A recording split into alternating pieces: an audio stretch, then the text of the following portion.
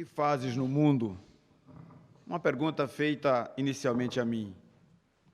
Na segunda-feira seguinte, já após o sermão do domingo anterior, eu já começava a pensar nisto, porque domingo passado nós discutíamos exatamente que mundo é este que nós herdamos, herdeiros do mundo, oriundo de Romanos, onde baseamos o sermão de domingo passado.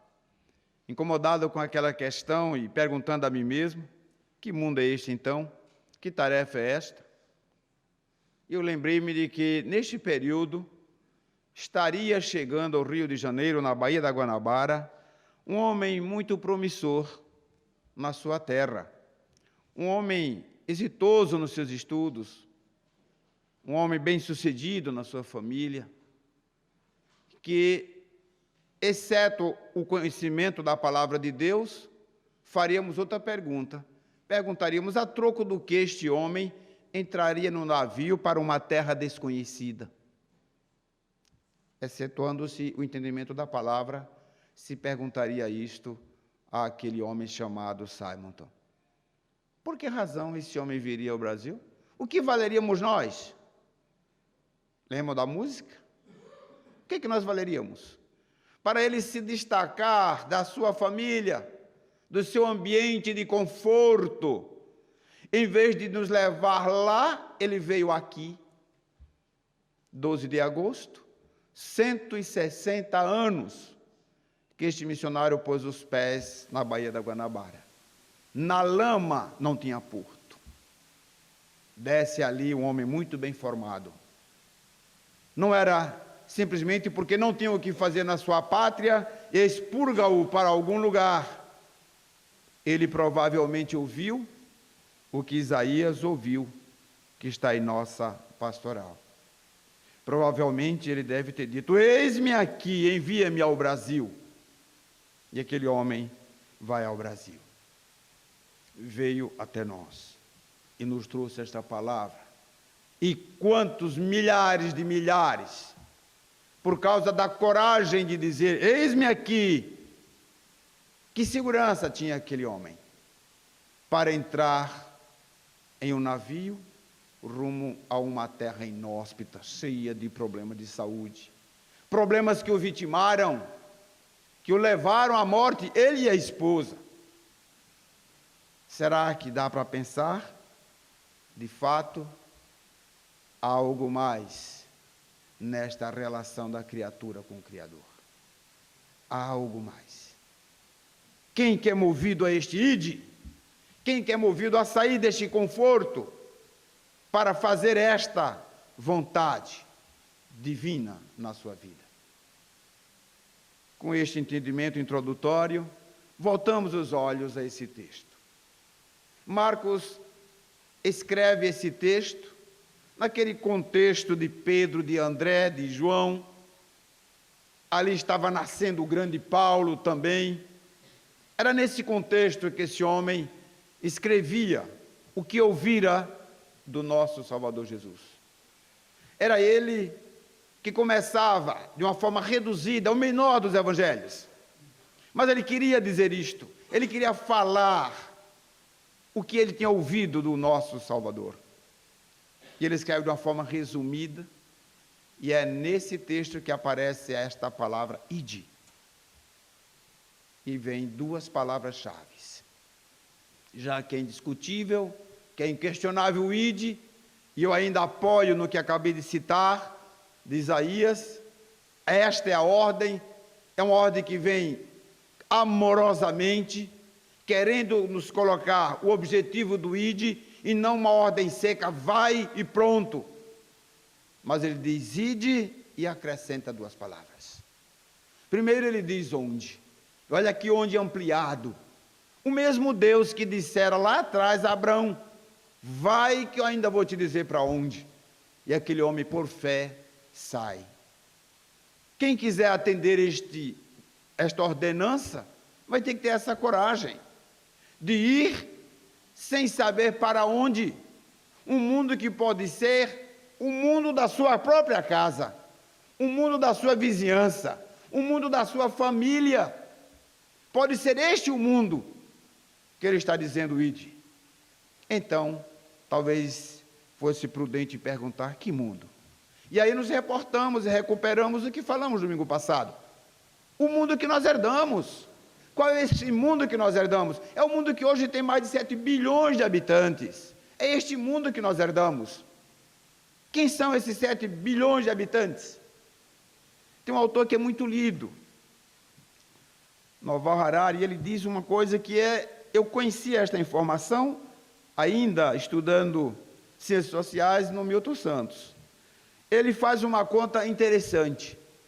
Ele diz: você já sabe quanto vale um norte-americano e quanto vale um afegão? Ele fez a conta pelo que eles produziram, pela expectativa do mundo, a expectativa que o mundo tem deles. E como que ele calcula isso? Ele diz: basta observar quando um deles faz algo ou deixa de fazer. O que isso significa para o mundo? O que significa para o mundo a morte de um americano? O que significa para o mundo a morte de um afegão? Para o mundo, a notícia se espalha: morreu um nobre homem. Ele diz para o afegão: nem se conta mais, nem sabe mais quantos já morreram, não tem valor. E esses 7 bilhões de habitantes, que hoje estão entre nós, quanto vale? Para Deus, quanto vale? Aí eu volto os olhos para a Sagrada Palavra, querendo entender isto. Este é o mundo habitado por estes homens. Quando você abre a poesia do Salmo 8, ele diz: quem é este homem para que dele te lembres? Lembram dessa colocação? O salmista diz: quem é este homem? Parece que uma coisa complementa a outra. Quem são esses homens que eu tenho que me lembrar? Desses homens que estão morrendo quando querem sobreviver atravessando fronteiras? Desses homens que morrem nas epidemias que a ciência não dá mais conta? Quem é este homem? E ele diz: criatura de Deus, que o fizeste um pouco menor do que os anjos, mas o coroaste de glória. É este. São estes os homens que habitam este mundo.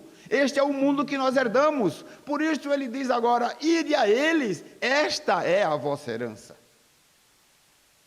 Por isso somos uma igreja missionária. Esta mensagem deve ter tocado fundo no coração de Simon, para nos alcançar de uma forma tão desinteressada do ponto de vista humano e profissional, qual era a profissão dele. Desta forma, começamos a descobrir que mundo é este. Ide ao mundo. O mundo é o coração das pessoas. O mundo é essa criatura. Por isso eu coloquei, é uma questão de princípio. Eu quero honrar o Criador. Não há uma só pessoa que não seja criada por Ele. E o que eu fizer de bem para essa criatura, eu honrarei o Criador. Não há valores humanos, é como acabamos de cantar, não dá para saber quem vale mais, quem vale menos. Somos nós que decidimos isto. Quando resolvemos excluir um continente todo, quando resolvemos excluir uma gama de pessoas abandonadas dos seus cuidados médicos, somos nós que decidimos isto. Nós, os poderosos no mundo das finanças. Somos nós, os poderosos no mundo das políticas, que passamos por cima do Criador, ou julgamos que passamos, porque não cumprimos essa tarefa de ir ao mundo falar para toda criatura. Essa tarefa é nossa. E a igreja missionária abre os olhos para isso. Igreja missionária não é necessariamente o chamado missionário, o chamado para ser pastor, é o papel da igreja. Ali essa fala que era dada aqui, era a todos que estavam vindo. Estão lembrando do contexto de João? Quando ele distribui o pão e diz: não venham a mim só por este pão. Observem, o que estamos a falar é que quando dizemos que vamos ao mundo, ainda que seja esse mundo sofrido, amargurado, por decisões humanas, o que Deus tem inicialmente como objetivo é alcançar a alma dessas pessoas, para que elas ouçam um outro mundo possível, o mundo criado por Deus para uma vida feliz, plena e possível, como disse Jesus. Esta é a nossa tarefa, Este é o nosso papel. Igreja missionária não é igreja do espetáculo para agradar aos ouvidos humanos. É uma igreja que muito antes de agradar aos ouvidos humanos, já agrada a Deus para alcançar a criatura. Esta é a nossa tarefa. Não vamos nos envolver tanto. Daí cabe a pergunta que essa semana fizemos numa das palestras que ouvíamos. Para que mundo estamos falando? Quando, novamente cito o autor que mencionei há pouco, quando olhamos para uma sociedade da tecnologia, onde reduz o mundo aos avanços tecnológicos de ponta, parece que o mundo se resume a menos de 1 bilhão de pessoas, quando já estamos a mais de 7. Realmente não mudamos muito. E não mudamos porque não fomos mudados. Perdão. Essa mudança acontece quando nós entendemos que esta ordem de ir é para nós, e que para ir precisamos daquela segurança que acabamos de cantar, que para ir precisamos estar alimentados, e esse alimento é o pão do céu, essa instrução que Jesus acabou de dar, e descobrimos que este mundo é aquela parábola da semeadura, Mateus 13, quando ele explica, é preciso ter cuidado, e ele escreve com muita clareza. Eu deixei aqui aberto só para a gente observar como Mateus também foi bastante detalhista ao explicar essa questão. Quando eu vou entender com mais propriedade que mundo é este, para que eu não vá tão desarmado, pensando que o mundo apenas, o mundo da ciência, da tecnologia, o mundo dos avanços da ciência, que não respondeu tudo, muito embora importante ele seja, mas não é o único, nem o suficiente, nem um todo-poderoso. É mais um mundo, um dos mundos. Vejam, na parábola do semeador, ele deixa claro algumas lições para compreender que mundo é este. Outra parte caiu, vou só citar esta, outra parte caiu entre espinhos que cresceram e sufocaram as plantas. Outra caiu em boa terra e deu boa colheita. Só esta relação dialética, essa comparação que é importante ser feita. Quando nós estamos indo ao mundo, é bom recordar, pode cair numa terra má, pode cair numa terra boa. Então, se o mundo é esta terra, compete a nós, antes de semear, cuidar da terra. Esta é uma responsabilidade nossa. Como que eu cuido da terra? E aí vem a ênfase da segunda palavra. Ide ao mundo, fazer o quê? Pregar. Queridos, raiz de proclamar. Proclamar é falar com o risco da própria vida. É para isso que somos enviados. Não é para fazer festinha com o nome de Jesus. É para dar-se pelo nome dele. É proclamar. Recordam que quando o nosso país, pelo menos politicamente e geograficamente, foi tornar independente, a palavra era proclamação, vida ou morte, é esse o entendimento literal. Quer proclamar a Cristo? Se prepare. Se prepare por várias razões. Primeiro, porque você não vai ter outro pão a dar. Se tiver, dê. Mas não é esse pão que ele está falando. Estão recordando de novo de João 6, a explicação de João do pão do céu? Novamente ele explica, não venham a mim por causa deste pão. Este vai ser necessário, e é, para nós sobrevivermos. Mas nós temos uma missão maior. Este mundo precisa ouvir a proclamação do Evangelho, não apenas a propaganda do Evangelho. É uma discussão seríssima do que se faz hoje mundo afora, com todos os veículos possíveis nas mãos, propagando o Evangelho. Vejam, a necessidade de que esses propagadores sejam confrontados. Por isso, proclamar o Evangelho não é panfletar o Evangelho, não é distribuir Bíblias ao mundo todo. Isso faz parte, mas quem é que cumpre? Quem são os que vivem esta palavra? Onde está a coerência dos que pregam? É isso que o mundo quer ver e ouvir. Quer sentir pessoas que amem, quer sentir pessoas que façam o que Cristo fez por nós. Por isso, o que fazes no mundo? Preenches o lugar na estatística? Tens um nome, um RG, uma ocupação? Alguns amigos? É isto que fazemos? Esses dias eu vi uma exposição assustadora. Mas levei na brincadeira porque eu tenho outro entendimento sobre isso, mas era a teoria de um cientista que levantava as necessidades básicas do ser humano, e na base da pirâmide agora, como necessidade básica, está o Wi-Fi. Se não tiver ele, a gente não vive mais não. Reclama barbaridade, né? Porque hoje não dá mais para viver sem isso. Aí cabe a palavra. Para que mundo você está falando? Que mundo é este? Isso não foi contemplado por Deus?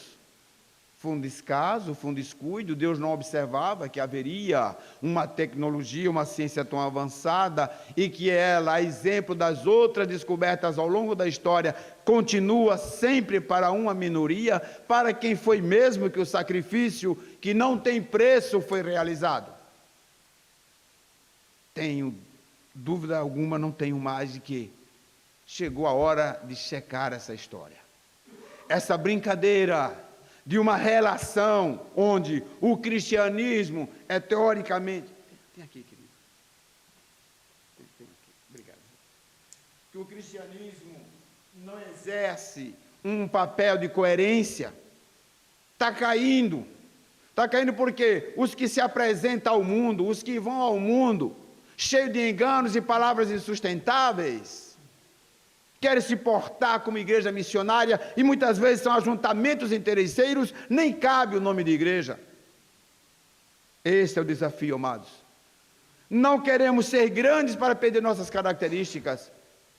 Precisamos continuar até que ele volte, não sei quanto tempo, e quantos aqui ainda ficarão, mas esta igreja deve se manter tão somente fiel à palavra, ainda que isto implique ser pequena. O que ela precisa é não abrir mão desta coerência. Eu vou ao mundo proclamar o Evangelho. Eu não vou ao mundo divulgar, fazer propaganda. Eu quero que o mundo veja em mim Cristo. Esta é a grande necessidade. Assim se faz uma igreja missionária. Os moradores de Vila Eutália, aqueles que nos alcançarem, onde quer que estejam, são chamados a desafiar, são desafiados a vir e comprovar. O que essa igreja está anunciando aí em Facebook, isso, aquilo? O que ela está anunciando? Vamos lá ver se é assim. Aí chega aqui, mal é visto. Ninguém fala, ninguém cumprimenta, ninguém sabe nem quem é. Então fique na internet mesmo. É lamentável a igreja dos últimos dias. Desamor. Nós nem sabemos, muitas vezes, o que se faz com os que visitam os rebanhos do Senhor ao longo deste país. É importante, amados, parar com a brincadeira de ser propagador do Evangelho. Ide, mas ide ao mundo. Não é ao lugar que eu quero, é o mundo herdado, são as criaturas que precisam encontrar o Criador. Ide para proclamar, falar com risco da vida, a tempo, a fora de tempo. E o maior desafio é muitas vezes falar para o mundo mais próximo, o teu mundo, para quem você muitas vezes não é referência. Onde muitos decidem investigar, mas onde está o Jesus que você fala? Que Jesus é esse? Que não mudou tua criatura velha para nova? Está aqui também na pastoral. Como é que você proclama? Se ele não mudou nada, eu vou também. Se é apenas para entrar em mais uma igreja, eu também vou. Mas ninguém vai ao mundo sem aquela experiência de Isaías, sem perceber o que Deus faz na vida de uma pessoa. Certamente na vida do Simonton, o pioneiro desta igreja, e de tantos outros que ele moveu, é preciso abrir muitos olhos para saber se nós estamos indo, porque às vezes estamos afastando os que querem ir, com as nossas atitudes, com as nossas palavras, com as nossas incoerências, com o velho homem vestido de novo. Que Deus coloque em nossos corações uma outra percepção. Igreja missionária é aquela que vai, muitas vezes, sem sair nem de casa, ali mesmo, sendo um mundo coerente, levando aquela palavra segura, sofrendo, porque o velho homem martela, o velho homem insiste em ser mais você, em ser o mais autoritário, em ser o mais falante, em ser o menos amoroso, em ser o mais resistente, ser sempre mais você. Ora, se é sempre mais eu, será sempre menos de Cristo. Portanto, revisemos esse conceito, para que a nossa igreja avance. Honre essa história de 160 anos. Se possível, na tua casa, na vizinhança, na Vila Eutália. Para que cheguemos a 50 anos desta igreja local, com um resultado convincente. Deus falou o meu coração. Perceberam quantas vezes este homem silenciou? Quantas vezes Jesus se deu por não entendido, por amor a nós? Queremos ir adiante? Vamos fazer o mesmo. O sacrifício é este. O dele foi na cruz, o nosso é aqui, matando o nosso eu, que insiste em discriminar pessoas, que insiste em desamar, insiste em não insistir no amor, insiste em não acreditar nas pessoas. Simonton não viria aqui se não acreditasse que Deus ama as pessoas. Nós não vamos sair daqui para fazer qualquer obra se não tiver essa convicção. Que Deus ama aqueles que você menos ama, Ele ama. Está pronto para isso? É assim que vamos.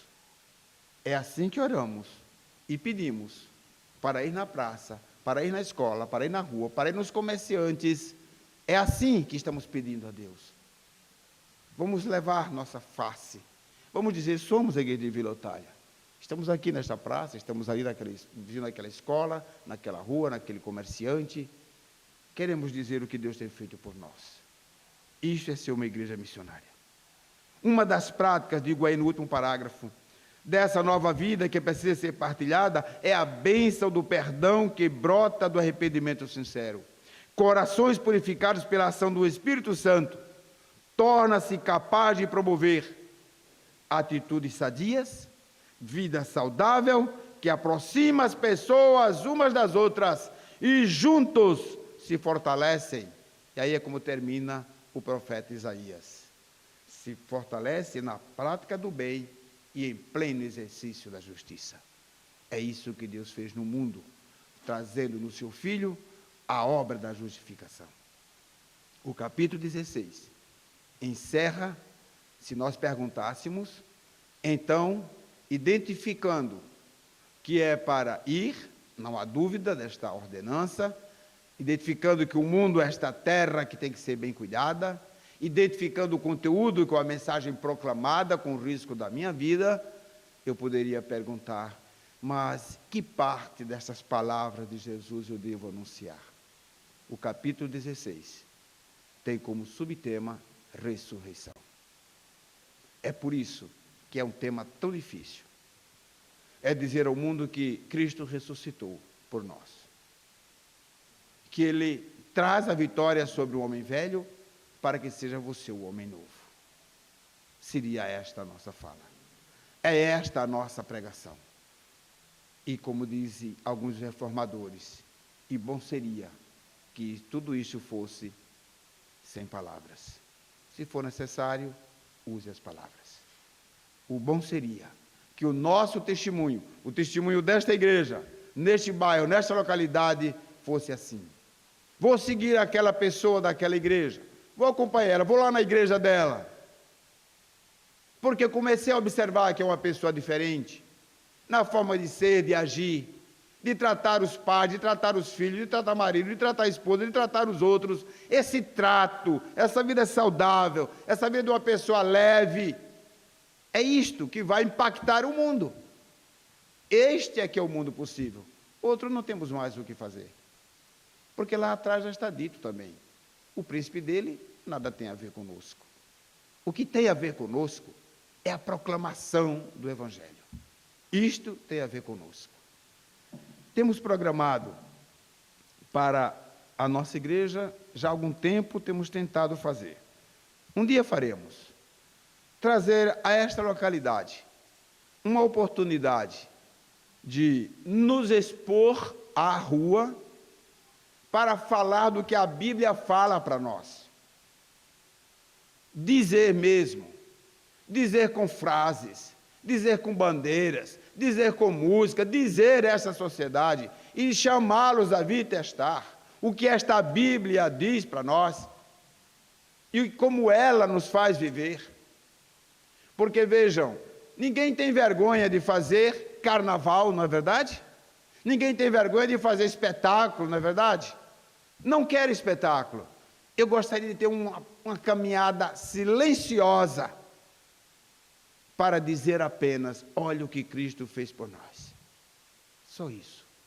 E deixa vir aqui para conhecer essas pessoas que silenciosamente podem caminhar neste bairro dizendo: venha ver o que Cristo fez por nós.